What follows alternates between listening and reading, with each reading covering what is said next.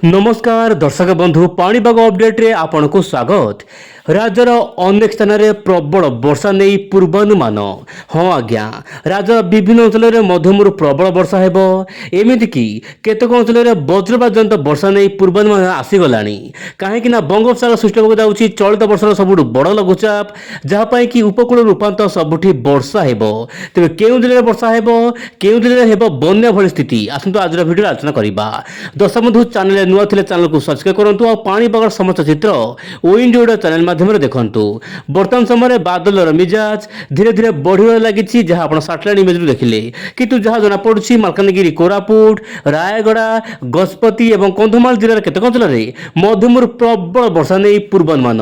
यह सहित केउझर मयूरभंज जिला को ऑरेंज अलर्ट रही वर्षा पाई, ता सहित येलो अलर्ट रही जगतसिंहपुर नहीं संबलपुर, संबलपुर नहीं नुआपड़ा, नुआपड़ा नहीं ढेंकानाल, ढेंकानाल नहीं जाजपुर, सबुठी स्थान विशेष में मध्यम प्रबल वर्षा है बोली जहाँ बर्तमान समय दर्शक बंधु अपडेट आसी। किंतु लगना वर्षा केबेठु हेबो, सबु दर्शक बंधु मैंने कमेंट दौरान लगना वर्षा केबे हेबो। दर्शक बंधु कहवा चाहिए वायुर पैटर्न माध्यम मॉडल आधार में आपको समस्त तथ्य देवाक चेष्टा करी। आप निश्चय वीडियो शेष जाए देखु, वीडियो शेष जाए देखिले जानीपारे समस्त पाणीपागर टेक्निक अपडेट। आप देखु बर्तमान समय देशर विभिन्न भाग में वर्षा देखा मिलूँ, कि ओडिशा रे जो भाव में वर्षा हवा कथा ताहा हेई पारु नाही।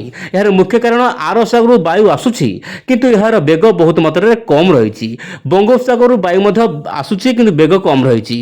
जेतेबेले दुई सागर वायु आसीबो, कन्वेंशन जोन सृष्टि हेबो बा मिलन हेबो, से समय मध्य वर्षार मात्रा बढ़ी जिवो। बर्तमान समय जेतिकी खरा रहुची सेतिकी मात्रा रे मध्य वर्षा हल्का फुल्का देखा मिलूँ स्थान विशेष रे, किंतु जहाँ जना पड़ुची देशर विभिन्न भाग ओडिशार अनेक स्थान में तुहक तुहा वर्षा प्राय 1 तारिख आरंभ हो। दर्शक बंधु 1 तारिख नहीं माने जो रोचे जुलाई 1 रु नहीं 5 तारिख मध्य राज्यर विभिन्न अंचल में तुहाक तुहा वर्षा रही पारे। एपटे एआई मॉडल आकलन अनुसार दर्शक बंधु जो रोचे आपणकर बंगोपसागर खास करके उत्तर बंगोपसागर ता सहित पश्चिमबंग उपकूल में लघुचाप केन्द्र सृष्टि हो पारे। आप मोबाइल स्क्रीन देखु, यह आपणकर पश्चिम उत्तर पश्चिम दिग दे मध्य प्रदेश आड़ को जीव। प्रथम यह उत्तर ओडिशा कि जो रोचे पश्चिमबंगर मेदिनीपुर गंगासागर आखपाख अंचल में यह डिप्रेशन बा डीप डिप्रेशन भाव में लैंडफॉल कर संभावना रही।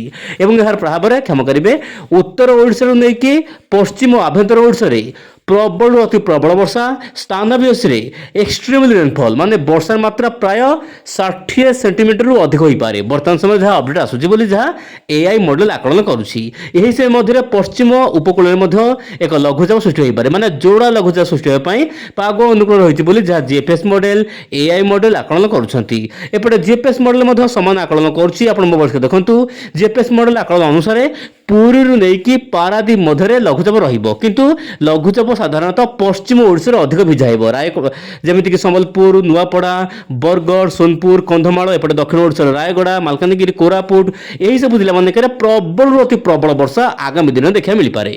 प्रतिदिन चैनल सहित जड़ित हो रहंतु, चैनल को एबे ही सब्सक्राइब करंतु। आज एतिकी, नमस्कार, जय जगन्नाथ दर्शक बंधु।